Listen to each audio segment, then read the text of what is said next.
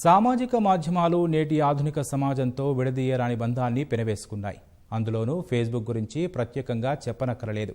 స్నేహితులతో చాటింగ్ మొదలు ప్రేయసితో కబుర్ల దాకా దైనందిన జీవితంతో పెనవేసుకుపోయిన ఫేస్బుక్ సరదా వీడియోల అప్లోడ్కే కాదు, అనేక వివాదాలకు కేంద్ర బిందువుగా మారింది.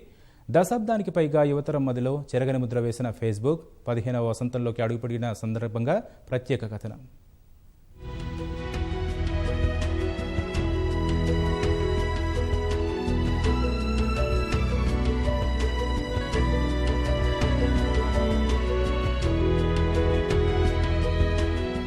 ఫిబ్రవరి 4, 2004 అమెరికాలోని హార్వర్డ్ విశ్వవిద్యాలయంలో డిగ్రీ అభ్యసిస్తున్న మార్క్ జుకర్బర్గ్ అనే ఓ యువకుడి మదిలో ఓ ఆలోచన ఉదయించింది.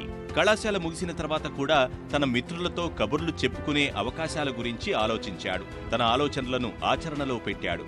అలా మొదలైన ఫేస్బుక్ ప్రయాణం ప్రపంచవ్యాప్తంగా 200 కోట్ల మందికి పైగా వినియోగదారులను సంపాదించుకుంది. రోజు కోట్ల మంది ప్రజలు తమ అభిరుచులు, ఆలోచనలు పంచుకునే వేదికగా మారింది.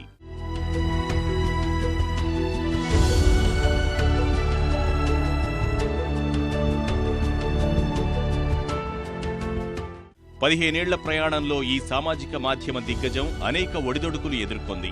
అంకుర సంస్థలుగా ప్రారంభమైన వాట్సాప్, ఇన్స్టాగ్రామ్లతో తొలుత గట్టి పోటీని ఎదుర్కొన్నప్పటికీ చివరికి ఈ రెండింటినీ తనలో కలుపుకుంది. వినియోగదారుల గోప్యత విషయంలో అనుసరిస్తున్న విధానాల పట్ల ప్రపంచవ్యాప్తంగా నిరసనలు ఎదుర్కొంటోన్న ఫేస్బుక్ అమెరికా అధ్యక్ష ఎన్నికల్లో జోక్యం చేసుకుందనే అప్రతిష్టను మూటకట్టుకుంది.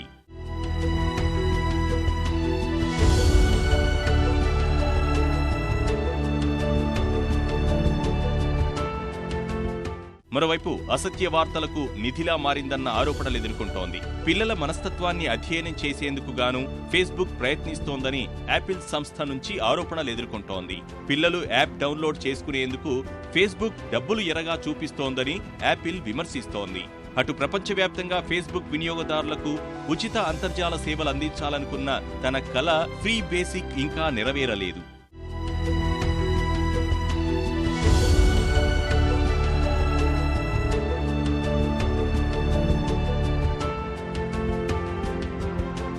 ప్రపంచవ్యాప్తంగా 2 బిలియన్లకు పైగా వినియోగదారులను కలిగిన ఈ సామాజిక మాధ్యమ దిగ్గజం భవిష్యత్తులో ఎలాంటి సంచలనాలకు వేదిక కానుందో వేచి చూడాల్సిందే.